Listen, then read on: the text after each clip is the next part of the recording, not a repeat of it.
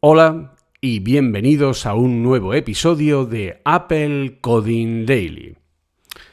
Vamos a ver, Tim Cook ha dicho, me ha gustado la entrevista, oye, me ha gustado el resumen que ha hecho Julio, que dura más que la propia entrevista, así que, en fin, pues no voy a ser yo el único. Entonces ha llegado nuestro gran Craig Federighi, nuestro Senior Vice President de Ingeniería de Software en Apple, el máximo responsable de todo el software, de todos los sistemas de Apple, y ha dicho, pues sí, yo también quiero, esperadme, que yo también quiero subir. Y entonces, pues, nada, también ha hecho una entrevista para Wall Street Journal, esta vez realizada por Joanna Stern, que se ha desplazado hasta el Apple Park para hablar con Craig Federighi, ahí en un pasillo, directamente, que es el lugar normal para hacer entrevistas. Yo, si tuviera una oficina como esa, también haría entrevistas en el pasillo, teniendo en cuenta lo bonito que es dicho pasillo. El caso es que habla con Joanna Stern y lo que vamos a hacer es hacer un resumen de esta entrevista, que esta vez ya no es un artículo, es una entrevista en vídeo. Pero no de la entrevista resumen de 9 minutos, que es la que muchos hemos podido ver en YouTube, no. Vamos a hacer un resumen de la entrevista ampliada, la entrevista completa que dura 25, que está tras el paywall de Wall Street Journal. Entonces, pues hemos podido ver esta entrevista y vamos a hacer este resumen igual, en 8 puntos, como ya hicimos con la entrevista de Tim Cook, teniendo en cuenta que aquí Craig Federighi se centra exclusivamente en Apple Intelligence, el cual, bueno, llegará el próximo día 28 a los primeros usuarios, no a los de la Unión Europea y China, y además, justo ayer, día 23, Apple lanzó la primera beta de iOS 18.2 con la siguiente fase de Apple Intelligence, con toda la parte de generación de imágenes, con los Gemojis, el Image Playground, el Magic Wand para retocar imágenes, etcétera, y también con la opción de la inteligencia de Apple a nivel de visión computerizada, que es pues, como el Google Lens, ¿vale? Pero hecho por la propia Apple al respecto. Así que todo esto ya está disponible para los desarrolladores. Por lo tanto, esta segunda fase llegaría, si todo sale correctamente, aproximadamente para finales del próximo mes de noviembre, primeros del mes de diciembre. Así que, bueno, pues obviamente esta entrevista se ha centrado en Apple Intelligence y en cómo Apple ve esto, y vamos a hablar de ello, puesto que aquí se habla mucho más técnicamente de todo esto. Así que, vamos allá.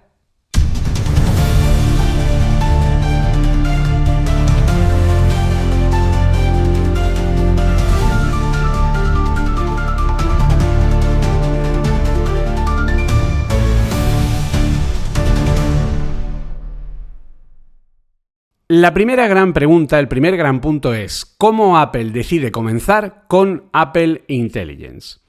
Se hablaron ciertos rumores que dijeron que en la Navidad del año 2022, justo el año en el que salió ChatGPT, pues Craig Federighi en su casa empezó a probar Copilot, ¿vale? Empezó a probar GitHub Copilot y le gustó, llamó a su equipo y le dijo que se pusieran a trabajar en el tema de la inteligencia artificial generativa. Joanna Stern le pregunta por este hecho de manera directa y Craig Federighi lo niega.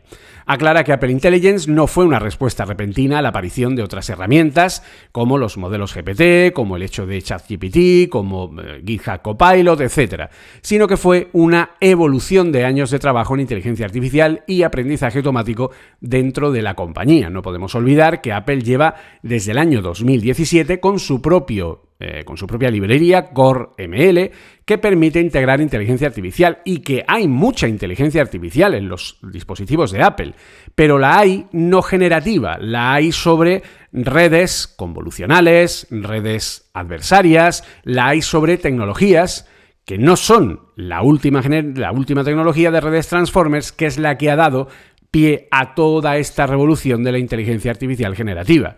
Es cierto que en esa parte Apple no había explorado nada y toda su inteligencia artificial era por, vamos a llamar, métodos antiguos, redes neuronales más tradicionales, insisto, muchísimas redes convolucionales, etc.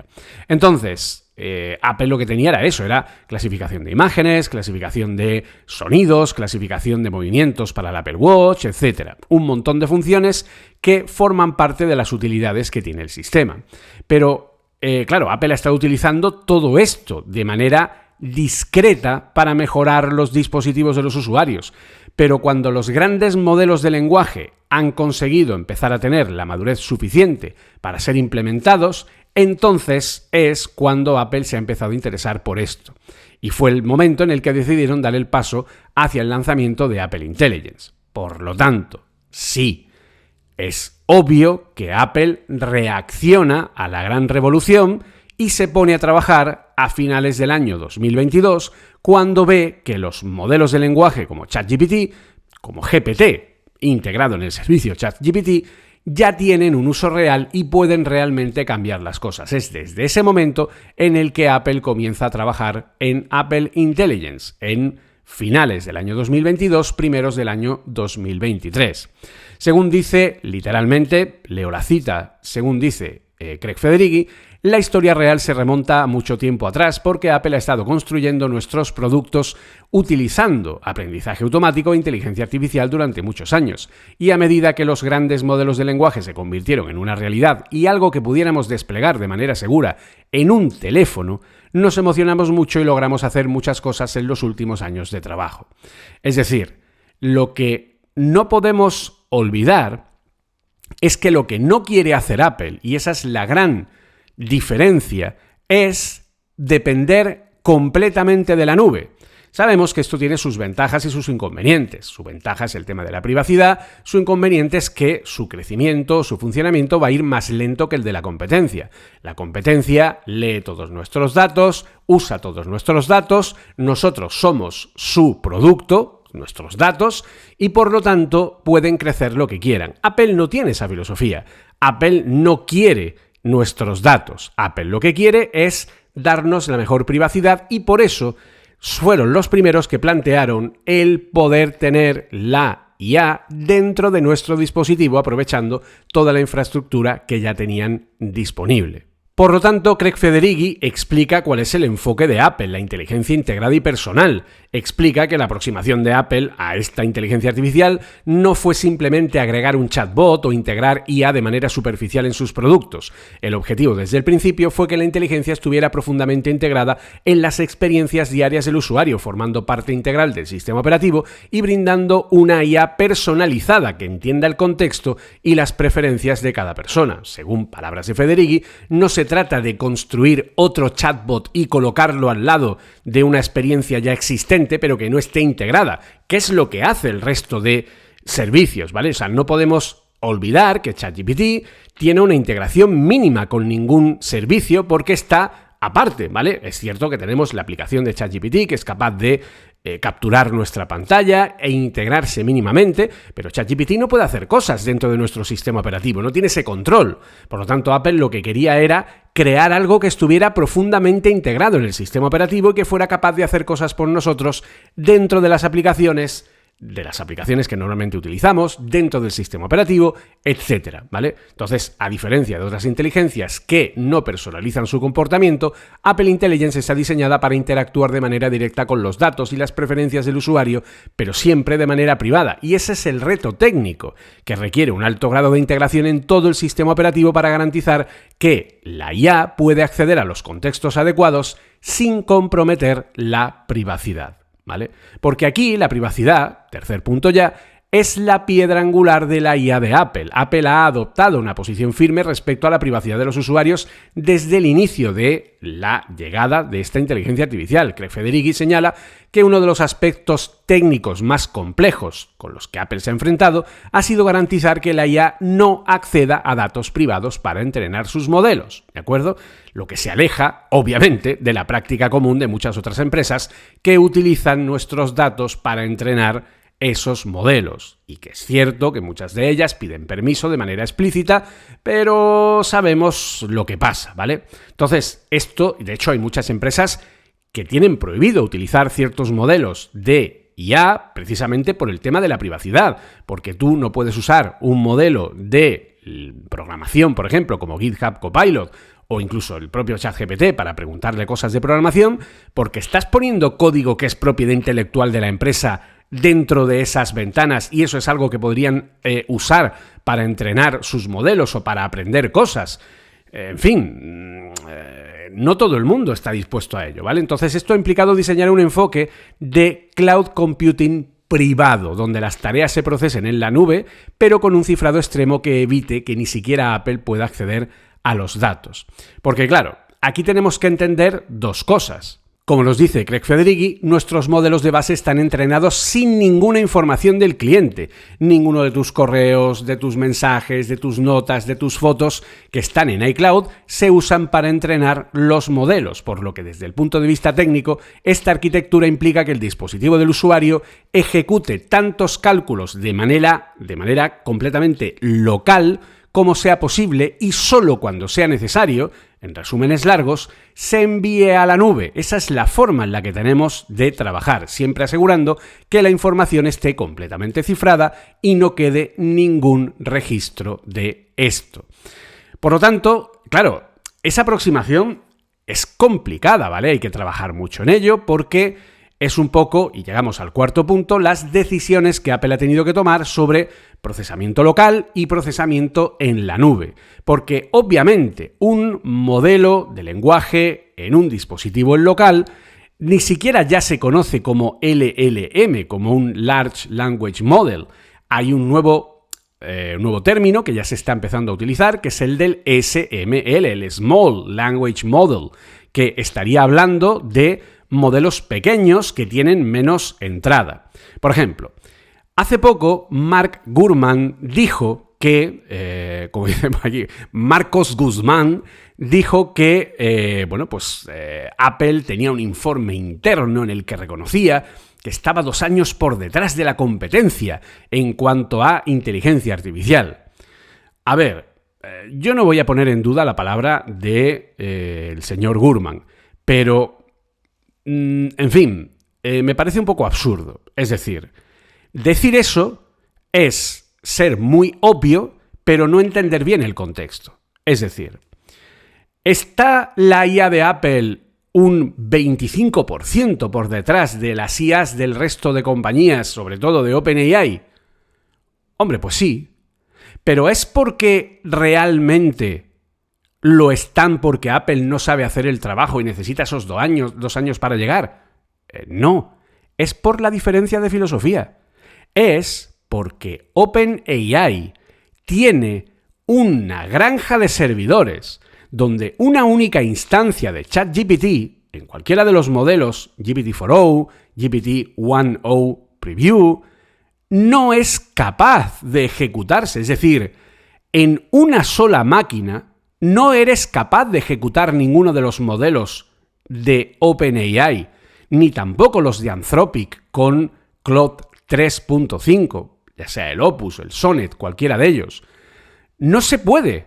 Estás comparando, como dirían en España, churras con merinas. Es decir, estás comparando un modelo en la nube de 1,8T, ¿vale? 1,8T, 1,8 trillones de parámetros de entrenamiento, cuya necesidad de ejecución no es capaz de tenerla una única máquina en la nube de Azure, que es donde corre, de Azure, que es donde corre todo lo que es OpenAI. Una única máquina no da lugar a eso. OpenAI tiene un MOE, un Mixture of Experts, que es una mezcla de expertos, donde hay distintos modelos que son expertos en ciertas cosas. Modelo matemático, modelo de programación, modelo de interpretación, modelo de redacción, modelo de resumen. Tiene distintos modelos que se cargan según la necesidad. Entonces, ¿de verdad estamos comparando un modelo ejecutado en la nube con 1,8 trillones de parámetros con un modelo que se ejecuta en un iPhone? Que es un modelo, según la documentación del modelo fundacional de Apple Intelligence que corre en local de lenguaje, el encargado de las Writing Tools, es un modelo de 3 billones de parámetros, cuantizado a 4 bits, cuando el modelo de ChatGPT está en 32, y que ocupa en memoria literalmente 2 gigas, y cabe en un dispositivo. y lo comparamos con algo que no cabe en una máquina con 128 GB de memoria, ¿qué me estás contando? O sea, ¿estamos siendo serios? Obviamente esto está por detrás de OpenAI, vamos, o sea, lógico, pero porque la forma en la que funciona y su objetivo es totalmente distinto. Porque aquí lo que tenemos es un modelo de lenguaje que está unido por adaptadores que cargan y descargan ciertas funciones para poder hacer la generación de imágenes, que ahora se acaba de lanzar, para poder hacer los resúmenes, para poder hacer ciertos elementos, y cuando el resumen es demasiado grande y no cabe en el contexto de un modelo de lenguaje es su memoria. Esto tiene un contexto de 4.000 tokens, ¿vale? Unas 4.000, más de 4.000 palabras, ¿de acuerdo? El modelo de GPT-4o en la nube tiene un contexto de 128.000 tokens. ¿Qué me estás contando? Entonces, obviamente, cuando el contenido no cabe en el móvil, lo que hace Apple es lanzarlo a la nube. Por eso Apple se ha centrado en garantizar que las tareas de inteligencia artificial se ejecuten localmente en el dispositivo siempre que sea posible, pero para ciertas tareas más complejas como la creación de resúmenes largos o el procesamiento de información de más calado, ¿vale? Porque no podemos olvidar, y lo repetiremos en este resumen, esto es una primera fase de Apple Intelligence. Aún hay más cosas que llegarán que todavía no hemos visto ni Apple nos ha presentado, como por ejemplo la generación de vídeo, como por ejemplo la generación de textos y documentos con aplicaciones, tipo generar documentos desde cero con Pages, o generar documentos desde cero o presentaciones en Keynote, como ya hace Copilot con Office. Todo eso, como el millennialismo, va a llegar. Pero Apple quiere ir despacio, con buena letra y garantizando los resultados. Por lo que cuando tiene tareas más complejas, lo que hace es ir a la nube. Federighi nos explica que una de las principales innovaciones de Apple es el concepto de Private Cloud Compute, que garantiza que incluso cuando los datos se procesan en la nube, estos permanecen completamente privados y fuera del alcance de terceros, incluyendo la propia Apple. Nos dice Craig Federighi que la parte crítica de extender la promesa de privacidad del teléfono a la nube es que no tengas que preocuparte. Queremos que la privacidad sea absoluta sin importar cuánto procesamiento sea necesario.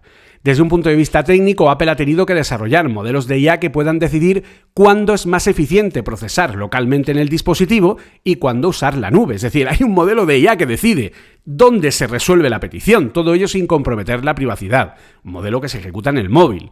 Esto implica manejar grandes volúmenes de datos en tiempo real y tomar decisiones sobre la marcha, lo cual añade un nivel de complejidad a lo que es el diseño de estos sistemas bastante amplio.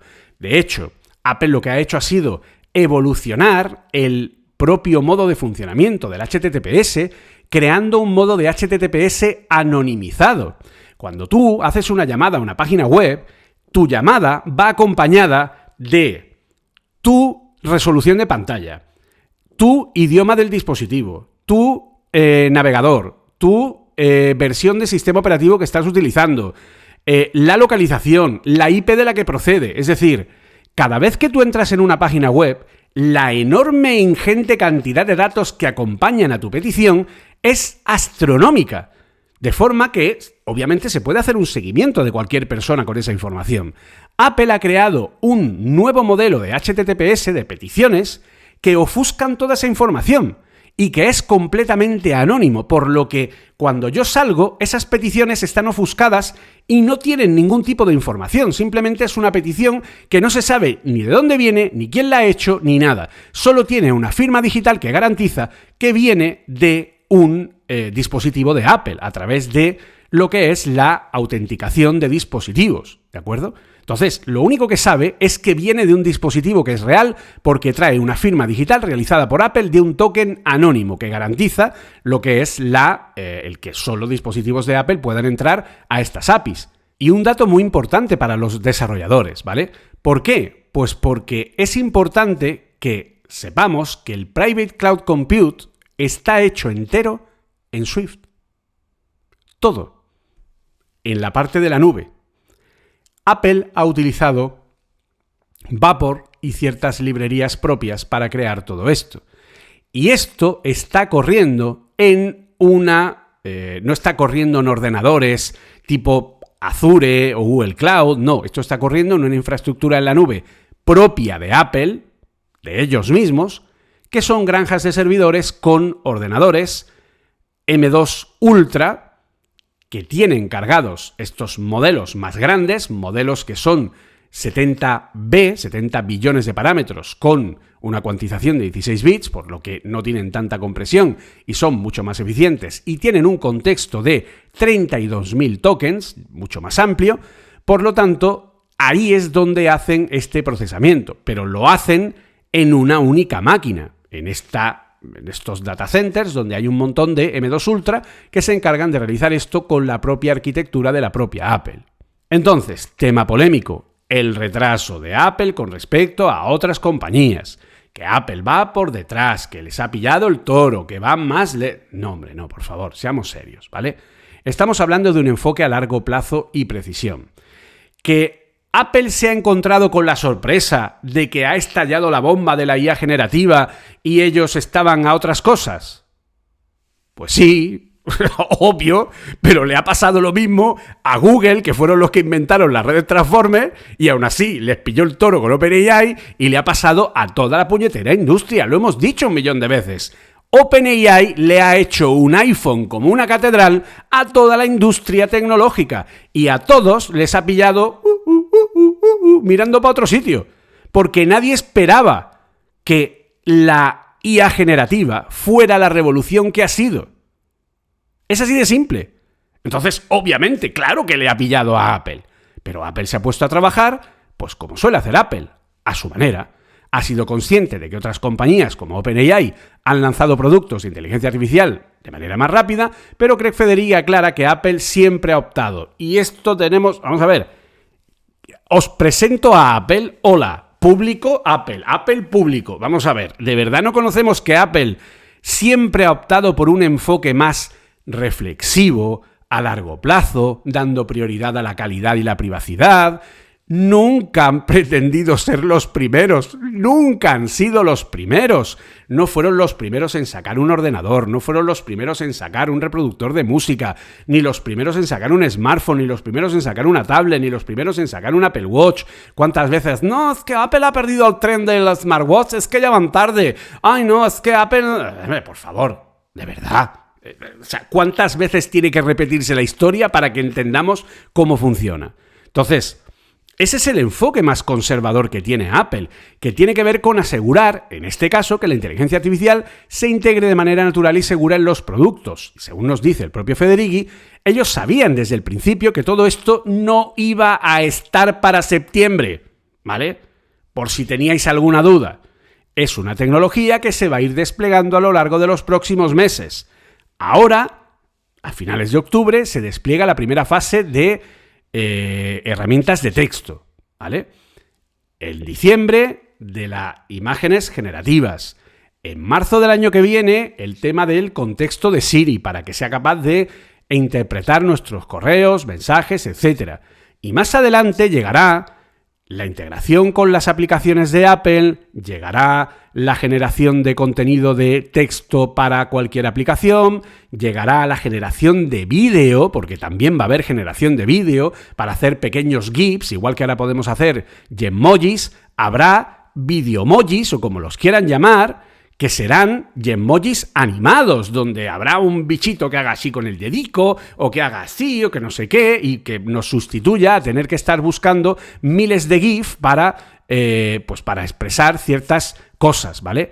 Y como eso, irán llegando cada vez más cosas según la tecnología vaya funcionando. También tendremos a una Siri como acaba de sacar Anthropic, que Anthropic acaba de lanzar lo que pretendió hacer el Rabbit, el cacharro este que luego resultó un fluff, pues lo ha lanzado Claude, ¿vale? La nueva versión de Claude es capaz de manejar ordenadores, es decir, es capaz de interpretar lo que hay en pantalla, leer lo que yo tengo e incluso rellenar formularios o manejar ciertas páginas y automatizar ciertos procesos haciéndolo por nosotros.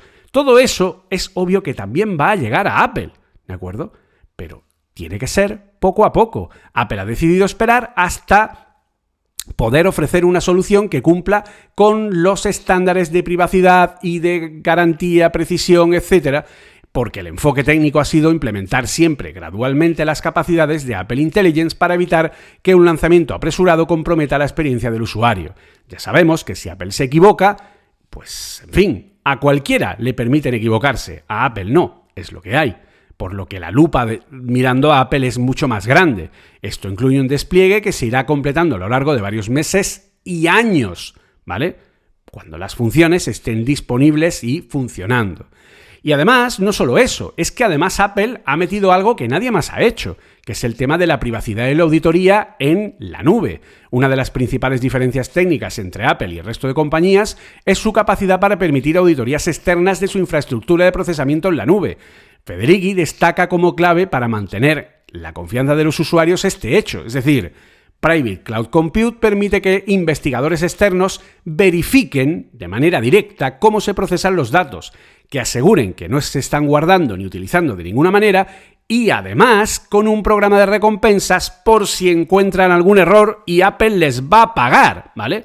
Por lo que los investigadores van a poder auditar exactamente cómo funciona y confirmar que lo que Apple dice es cierto respecto a la privacidad y no es simplemente marketing, por lo que garantiza que los usuarios no solo confíen en Apple por su reputación, sino que puedan tener una verificación independiente de que sus datos permanecen privados, que eso, pues obviamente, quieras que no, añade una capa extra de transparencia. No podemos olvidar que uno de los temas más sensibles con la IA es la moderación entre el equilibrio de seguridad y libertad del usuario, ¿vale?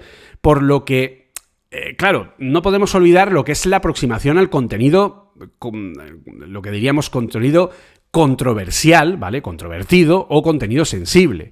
Y fijaros que Apple ha optado por no imponer restricciones excesivas a los usuarios. Es decir, no hay un control muy grande de temas y permite que la IA, incluso en temas más complejos, pues como el lenguaje soez o incluso temas históricamente complejos, no sé, como el nazismo, por ejemplo, que lo menciona directamente en la entrevista, ¿vale? Apple advierte que la inteligencia artificial de Apple no está entrenada para estos temas, por lo que los resultados pueden ser inconsistentes. Es decir, como se han inclinado hacia dar libertad al usuario, según palabras de Federighi, también son transparentes en los resultados que pueden dar cuando intentas tocar ciertos temas delicados. Desde un punto de vista técnico, refleja un equilibrio entre la libertad de expresión y evitar el entrenamiento en temas controvertidos que pueden generar respuestas inadecuadas. ¿Eso qué significa? Significa que Apple no ha sido, Apple Intelligence, los modelos, no han sido entrenados con contenido que contiene palabrotas.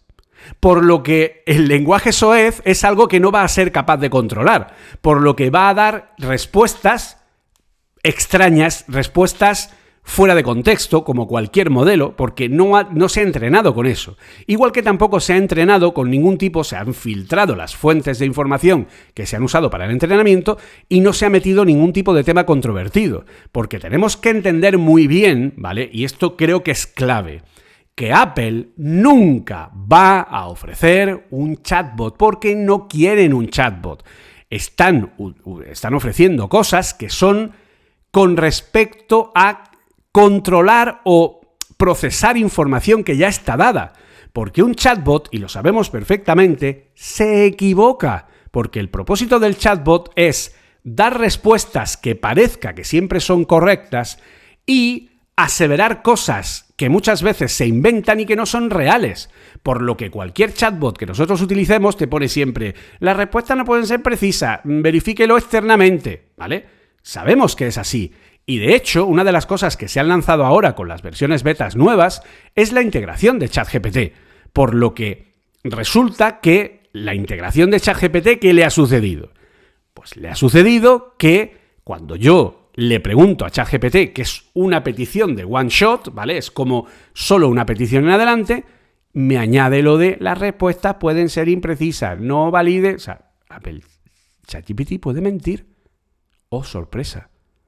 Apple no quiere eso, por eso no va a meter un chatbot. Apple solo procesa. Por lo tanto, y por último ya, y vamos cerrando, Apple Intelligence es una arquitectura a largo plazo. A nivel técnico, Craig Federighi subraya que Apple Intelligence es una tecnología diseñada para desarrollarse a lo largo de varios años, no un producto que ya se saca y punto. Ha optado por lanzar pequeñas funcionalidades en fases, asegurando cada nueva capacidad y que esté lo suficientemente pulida antes de llegar a las manos de los usuarios. El propio Craig dice literalmente, cuando pensamos en el camino para cualquiera de nuestras funciones, pero especialmente en Apple Intelligence, esto no es una situación de una sola vez, es un arco de décadas para que esta tecnología se desarrolle. Por lo tanto, el desarrollo de Apple Intelligence no es una carrera por adelantarse a la competencia, no es para Apple. Es una maratón donde la precisión, la privacidad y la calidad son las prioridades. Te puede gustar más o menos este enfoque, a mí me encanta. Para eso tenemos otras herramientas para hacer otras cosas y usarlas a la vez, y que cada herramienta cumpla con lo que tiene que cumplir, ¿vale? Por lo que Apple ha decidido deliberadamente ir más lento que otras compañías en el despliegue de su inteligencia artificial. ¿Por qué? Debido al enfoque que ya hemos comentado: privacidad, personalización, integración profunda en el sistema operativo, una arquitectura compleja con un equilibrio entre procesamiento local y en la nube, auditorías externas, despliegue gradual, todo para asegurar que los usuarios puedan confiar en que sus datos permanezcan privados mientras disfrutan de una inteligencia artificial que a lo mejor no es la más potente ni la más increíble, pero es la más útil en sus dispositivos. Ese es el enfoque a largo plazo que Apple ha elegido para mantener pues, esa reputación de calidad y seguridad que implica llegar más tarde que otros a la IA generativa, pero que les da igual, porque, como dijimos el otro día, las 4 palabras de la filosofía de Apple son muy claras. Not first, but best. Así de simple. Y así de sencillo.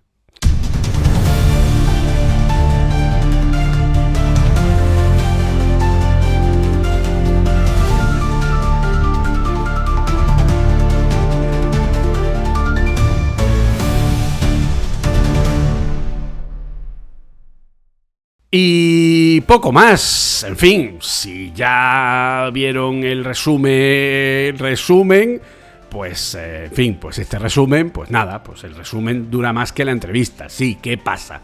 ¿Qué pasa? ¿Qué pasa? Pues ya está, pues lo que hay. Aquí está. ¿Te ha gustado, no? Pues ya está. Pues, ¿qué vamos a hacer? Es que me enrollo con 10 de pipas. ¿Qué vamos a hacer? Si ya nos conocemos. Pues bueno, pues ya está.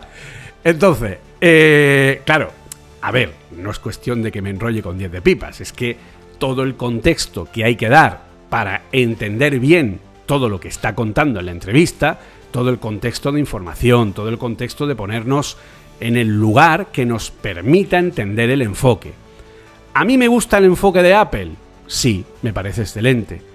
¿Me parece que es un acierto? Sí, me parece que es un acierto. Además es un enfoque que no se enfrenta en ningún momento con utilizar otras herramientas. Pues oye, genial, no hay ningún problema. ¿Que es más lento de la cuenta? Bueno, que es lento. Es decir, ¿cómo tiene Google integrado la IA en sus servicios o en sus productos? ¿Cómo lo tiene Samsung? ¿Cómo lo tiene Huawei? ¿Cómo lo tiene el resto de compañías? Es decir, seamos serios. Todas están en una situación muy parecida a Apple con respecto a OpenAI. Solo empresas como Anthropic realmente le están haciendo pupa, le están haciendo daño, están tirando y compitiendo a un nivel muy parecido con OpenAI. El resto están muy por detrás. Incluso la propia Microsoft, que usa la tecnología de OpenAI, está también muy atrás con respecto a la propia OpenAI. Porque, como podemos entender, no es lo mismo usar ChatGPT o usar los modelos GPT que integrarlo en nuestras soluciones y dar una solución a nuestras soluciones, ¿de acuerdo? Así que yo por mí encantado. ¿Que ustedes quieren opinar lo que sea? Pues oye, es un mundo libre, opinen lo que quieran. Los datos están ahí. Por lo tanto, como suele decirse, dato mata relato. Así que es lo que hay. Así que ya está, muchísimas gracias como siempre, espero que les haya gustado el programa, el resumen Y que, bueno, pues nos vemos la próxima semana, si Jobs quiere. Y hasta entonces, como decimos siempre, un saludo y good Apple Coding.